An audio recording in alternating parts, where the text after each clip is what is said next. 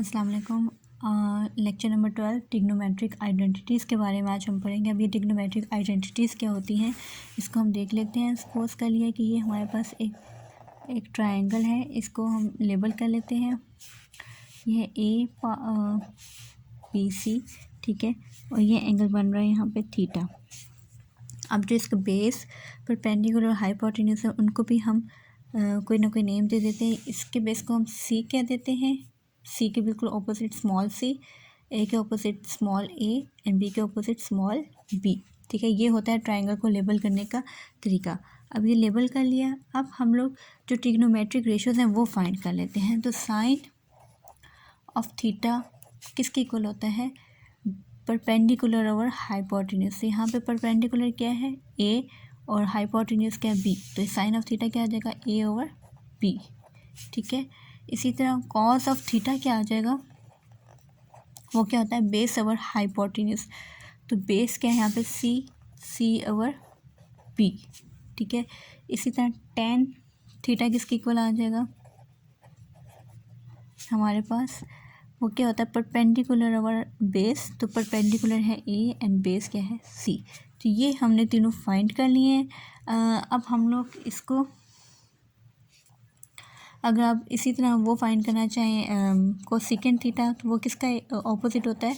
Sine theta के। तो अगर साइन ए और बी है तो कोसेकेंट किसके इक्वल होगा? बी ओवर ए के। और अगर सेकेंड थीटा फाइंड करना चाहें तो वो कॉस थीटा के ऑपोजिट होता है, वो है सी ओवर बी। तो ये क्या होगा? बी ओवर सी, ठीक है। और इसी तरह अगर आप टेन थीटा ये है तो कॉट थीटा फाइंड करना चाहें तो वो किसके इक्वल होता है? इसका ऑपोजिट होता है, उलट होता है, तो ये हो जाएगा सी ओवर ए, ठीक है। ये हमने सारी ट्रिग्नोमेट्रिक 6 की 6 फाइंड कर ली। अब हमारे पास ट्रायंगल है और इसमें सब साइड्स गिवन है, ठीक है। हम फिर पाइथागोरस थ्योरम लगाते हैं। वो क्या कहता है? हाइपोटेन्यूज का square is equal to base का स्क्वायर प्लस परपेंडिकुलर का स्क्वायर, ठीक है। यही होता है ना। तो अब यहाँ पे हाइपोटेन्यूज क्या है हमारा? बी का square is equal to base क्या है? सी का स्क्वायर प्लस परपेंडिकुलर क्या है? ए का स्क्वायर। ये हमारे पास हो गया, ठीक है। अब मैं यहाँ पे बी स्क्वायर को अगर ख़त्म करूँ तो मैं यहाँ पे बी दोनों ख़त्म करना चाहती हूँ, तो यहाँ पे बी को हर जगह तीनों जगह पे डिवाइड करना पड़ेगा, ठीक है। तो डिवाइड बाय बी स्क्वायर, इसको डिवाइड कर देंगे बी स्क्वायर के साथ, ठीक है। तो ये क्या आ जाएगा? बी स्क्वायर के साथ जब आप दोनों, क्योंकि एक साइड पे तो नहीं, यहाँ पे अगर ख़त्म करना है तो मुझे दोनों तरफ करना पड़ेगा, क्योंकि खुद से तो हम कोई स्टेप नहीं कर सकते ना मैथ्स में, ठीक है। यहाँ पे क्या आ जाता है? 1, और ये क्या आ जाता है? इसको मैं ऐसे, दोनों के ऊपर स्क्वायर है तो कंबाइन स्क्वायर लिख सकते हैं ना फ्रैक्शन में। इसी तरह यहाँ पे भी दोनों पे स्क्वायर है तो हम एक स्क्वायर के अंदर लिख सकते हैं। अब आप अगर चेक करें जो आपके पास वैल्यू थी सी बाय बी क्या था? वो क्या था? Cos of theta. तो अब सी बाय बी के ऊपर स्क्वायर है तो कॉस ऑफ थीटा के ऊपर स्क्वायर हो जाएगा। और ए और बी क्या था? Sine of theta. तो इसका भी ऊपर क्या आ जाएगा? स्क्वायर आ जाएगा, ठीक है।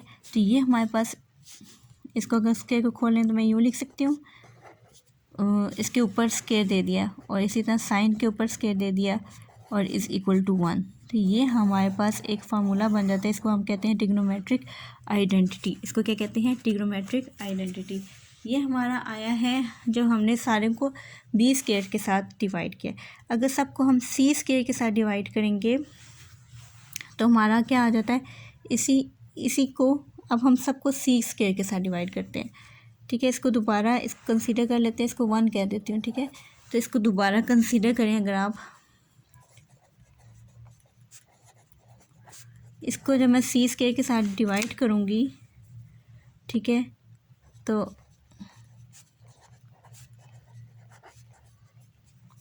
ये क्या आ जाता है हमारे पास? है ना B square is equal to C plus A square, तो सबको सी स्क्वायर के साथ डिवाइड किया,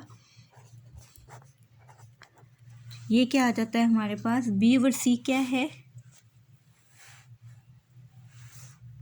सीकेंड। तो यहाँ पे क्या आ जाएगा, बी ओवर सी की जगह सीकेंड स्क्वायर थीटा, ये 1 आ जाएगा, और ए और सी क्या है, टेन, तो ये क्या आ जाता है, टेन स्क्वायर थीटा।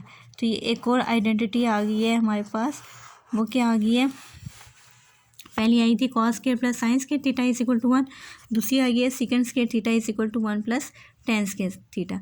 इसी तरह जैसे हमने बी स्क्वायर डिवाइड किया, सी स्क्वायर डिवाइड किया, अगर हम लोग इसको दोबारा डिवाइड करें ए स्क्वायर के साथ, हमारे पास है ना ये B square is equal to C, इसी को दोबारा कंसीडर किया 1 को,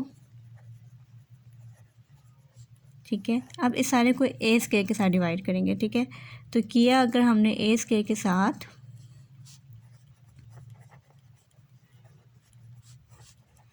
तो अब आप चेक करें बी बाय ए क्या बनता है, यहाँ पे कोसेकेंट स्क्वायर आएगा क्योंकि इनका स्क्वायर है।